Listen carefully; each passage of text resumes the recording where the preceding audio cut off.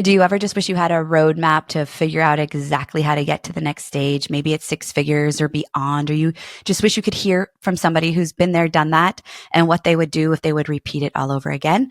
Well, that's exactly what I'm doing inside of this episode, where I give you a roadmap to scale to six figures and beyond inside of your coaching business. Welcome, amazing coaches, to another episode of the Best Damn Coach podcast. We are in December. Welcome to the home stretch of 2024, gearing up for 2025.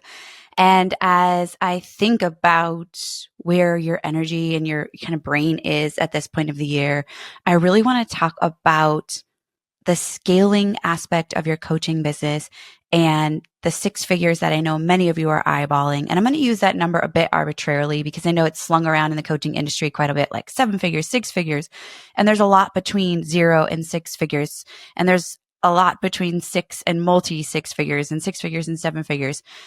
What I want to share today is the exact roadmap to scale to six figures. And in fact, what I would say about this episode is that it's the roadmap that will take you beyond six figures. And I kind of thought, what would I want to hear right now? What do I think is valuable right now? And I think it's what would I do if I were to do it all again kind of episode. And so that's really what I want to share with you is the exact steps I would take, and also the space that I think many of you are in and can identify with. And so that's what I'm going to share today. I'm going to share kind of the identity shifts necessary in order to shift into that multi six figure mindset and strategy. And I'm going to talk about kind of what's in between as you get there. So definitely stay tuned, because at the end, I'm also going to be sharing, I think, one of the most important things you can do to scale into that six and multi six figures. It took me a long time to figure this out. And so that's why I want to share it on the show fast with you so you can get there faster. And that's why we listen to podcasts. We invest in coaching opportunities, because ultimately, when we're around people who are already where we want to be, we can get there faster. We can learn from their mistakes. And so I want to rewind the clock just as a little bit of a refresher.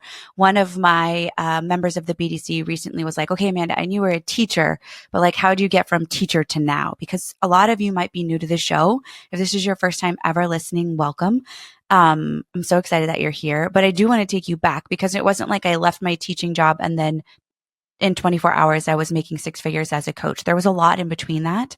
And I just thought I'd rewind the clock a little bit to go back, because it's often really hard to see, or when you're looking at somebody else's like journey, you forget all the stuff they've been through. So rewind the clock.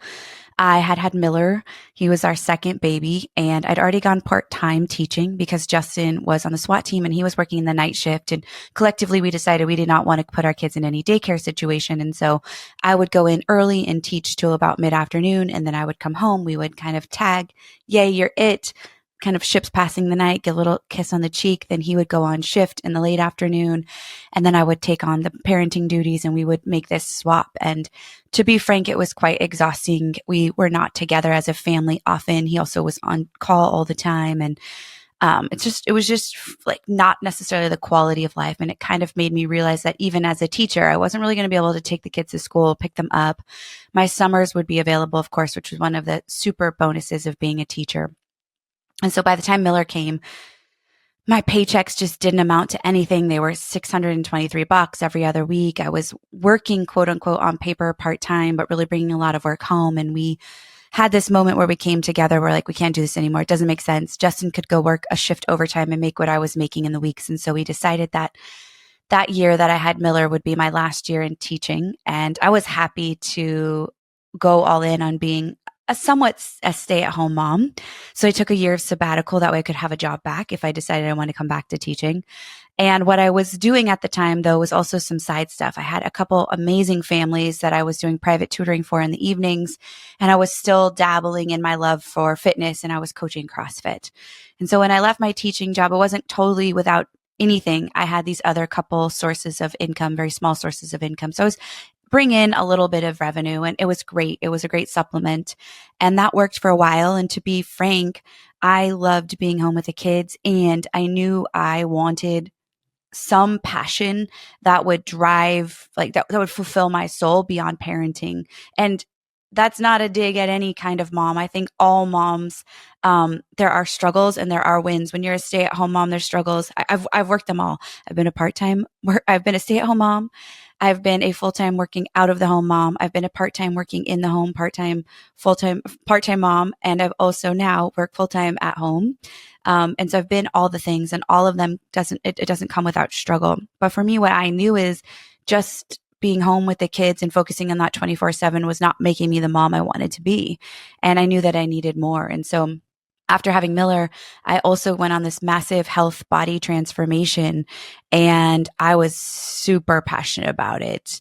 I was like, every woman needs to feel this level of confidence and passion and reclaiming themselves. And so that's where I really fell into coaching. My coach became a mentor for me. She invited me in as a co-coach in her business. That's where I began the health, nutrition, macro coaching. That went on for years. Only email. That's all I was seeing clients for about the first 3 years of my business was only email coaching. It worked great around the kids' schedule. And to be honest, though, the first year of business, it was not even a business in my eyes. I didn't even track my money. My clients were paying me through PayPal. I wasn't tracking anything. I was just pumped to be doing it. I was starting to see this income come in, and with just a few clients a month, I was making more money each week than I was. And I started to see like potential, but I still was struggled with this. I'm not a business owner. I don't know what I'm doing. Second year comes, same thing. I'm making more money. I do have more clients because my clients are getting results. People are seeing them, their billboards. So you can kind of see how this theme has run through my business the entire time of like results drive profitability. It was by about, I don't know, the third year in business that I finally had that moment with Justin where I was like, I'm all in. So I started to track stuff. And that was about the first year I tracked it. I brought in around 15K. Then I think I tracked the next year was like 24K, then 48K. And then that next year we hit our first six figures by about year 4 or 5, I guess I would say. About 5-ish years. But I was horrible at all this. I wasn't tracking. You can see I'm even talking about it right now because my mind wasn't focused on the money. It's just what happened when I focused on serving my clients. And then I will say it was like, oh my gosh, I'm building a brand. Like I'm building something massive here, and I want to start treating it like it is what it is. And so I started doing a lot of work around myself around this transition, and so I could really get into that multi six figure and beyond space. So what I want to share is what I'm going to give you today is a roadmap to six figures, but it was always rooted in service and client journey and making sure that the clients are at the top. And I wish I could say this is true of all coaching businesses, but it's not. And so I think it's really important that you remind yourself of that. And it's very easy to get lost.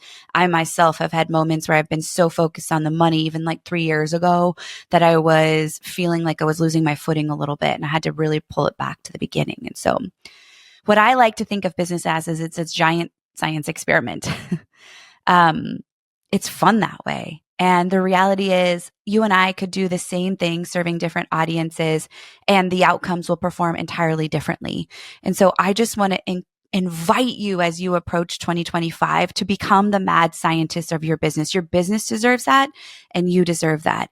We want sometimes somebody to give it to us on a silver platter, but it doesn't happen. You become like the snowplow business coach, and that is not going to serve anybody. It's kind of like the snowplow parent. They move everything out of the way so nothing's ever hard. There's no adversity. And I think that can also happen for you guys in business. You want to find the snowplow coach, but I've learned after investing so much is that I have to be the scientist of my clients in my business, and you get to change one variable at a time and then make that adjustment. And so there's really kind of 4 levels after you decide to go all in and you're like, okay, this business thing it's what I'm doing. I'm going to go all in. And so what I find is kind of 5 phases that happen after you say all in. And I think when you say all in, this is kind of phase 1. I'm not going to give a label to it, but I think phase 1 is the highly testing place. This is where I encourage you to do tons of market research. And if you're not in this place where you're ready to go on and you're not going to take the risk to say, this is for me, then I want to be honest, then maybe running a business may not be for you. Running a coaching business is not for everybody. And I want to be like the truth teller in that instance, but I do believe it's for anybody who's willing to take risk, who's willing to learn, who's willing to invest in themselves, but who is so steadfast on the mission of the life they want to create and how they want to serve people that it will inevitably happen for you if that is who you are. But if you're not willing to say, yes, this is all for me and devote steadfast time to it, not just like an hour here and there, then it is not going to become the business that you want. I have met many people, some of them have become clients in my world, and they tell me that they want to build a 6-figure business, but their actions show me differently. They tell me I want these things, but then they only commit 2 to 3 hours a week. That's not what it's going to take in the beginning. Maybe down the future, you'll be able to peel back. But unfortunately, expectations out there in the coaching world spoil it and tell us we think we can just work 2 hours a week and all of a sudden we're going to make millions overnight. That's not the reality. And anybody who is promising a too good to be true strategy to you, that's exactly what it is. But in this beginning phase, it's like you're testing things. You're coaching lots of people. You're getting feedback on what works. You're asking questions. You're listening to your clients. And I remember at this phase was the first time I ever invested in a coach. And I invested in her and her community, $500 a month. I met her. We were mutually introduced. It just felt right. I was struggling more personally than professionally. I knew I was hitting some limiting beliefs. I knew I was in this major transition in my life. I had no knowledge about entrepreneurship.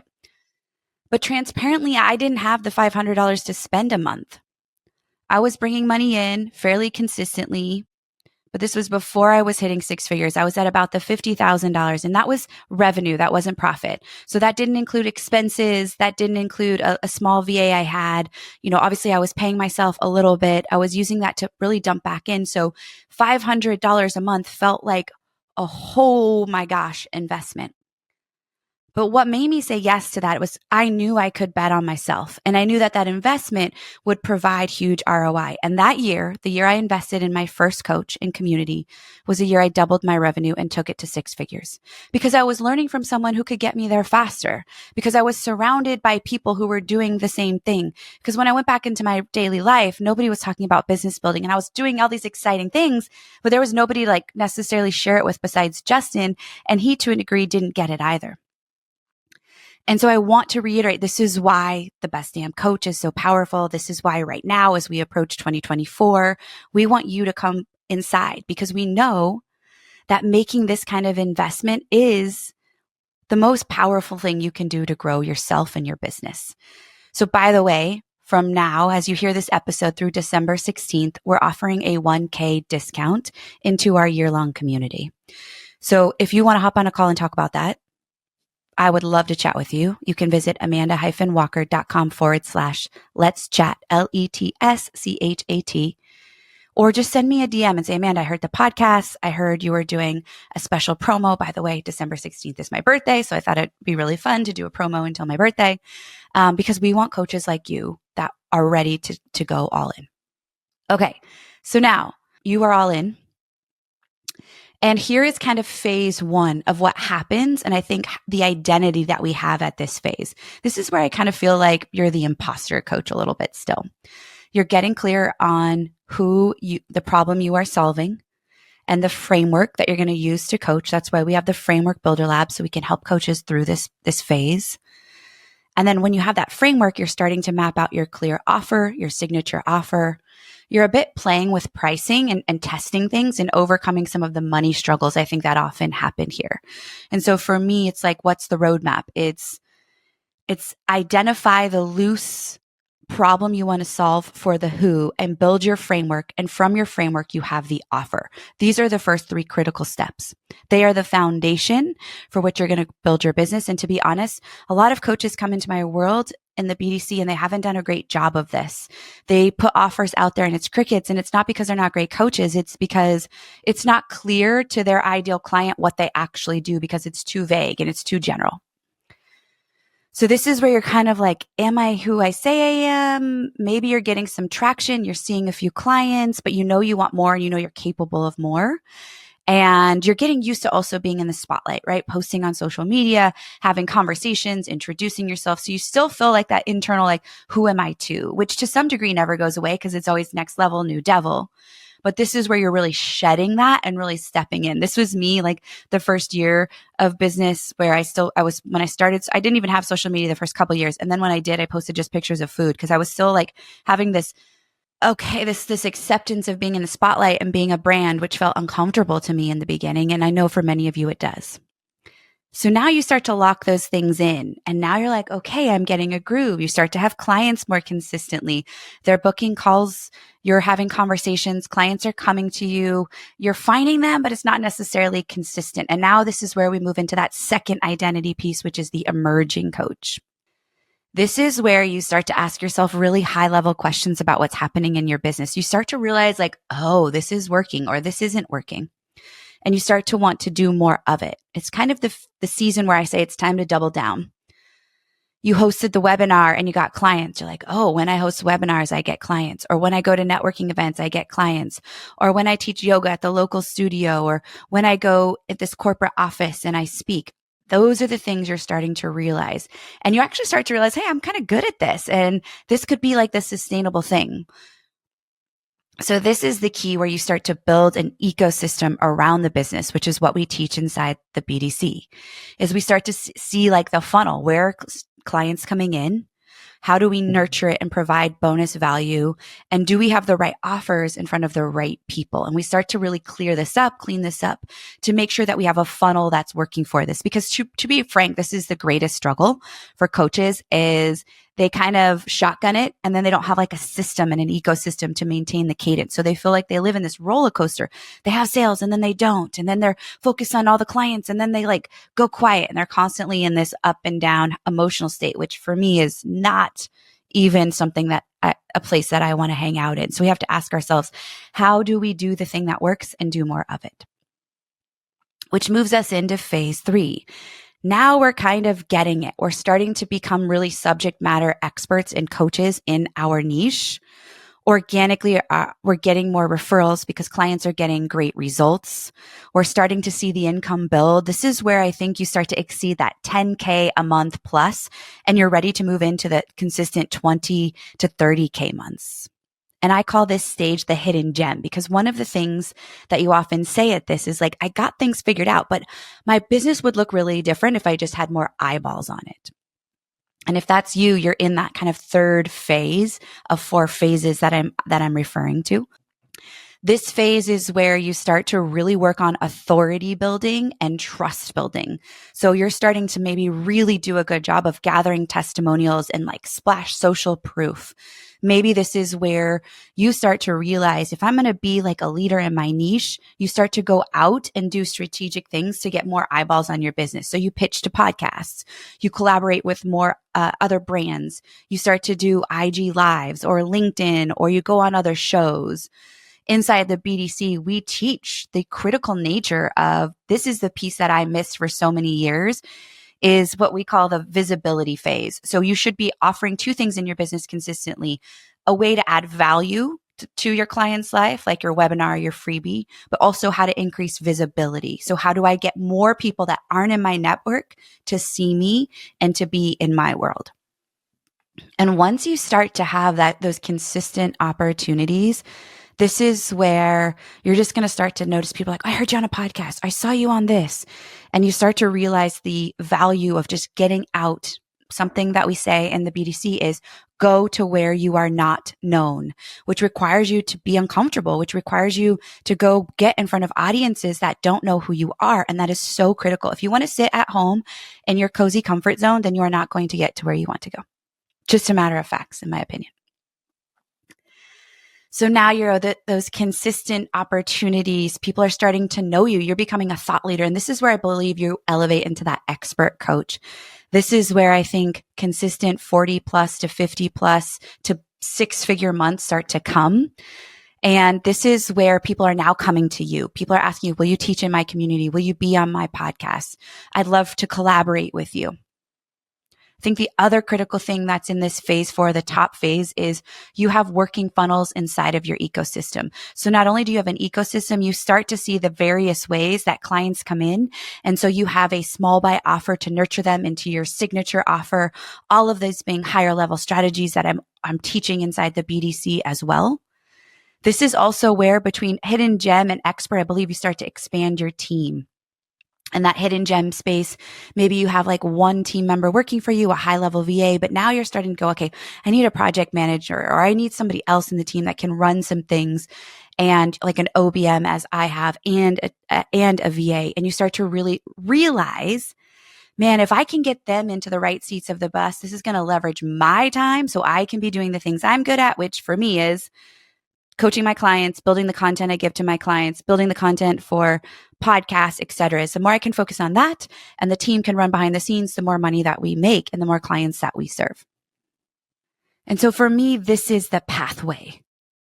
Get clear on who you serve, build the framework, build the offer, build your ecosystem, double down on what's working, start to go be visible, get out there in front of new eyes. And this is an inevitable path to 6 figures and beyond. It's a 7 figure. Honestly, it's 7 figures, because once you hit 6 figures, it's not anything different necessarily to 7 figures. You're just leveraging more of your time.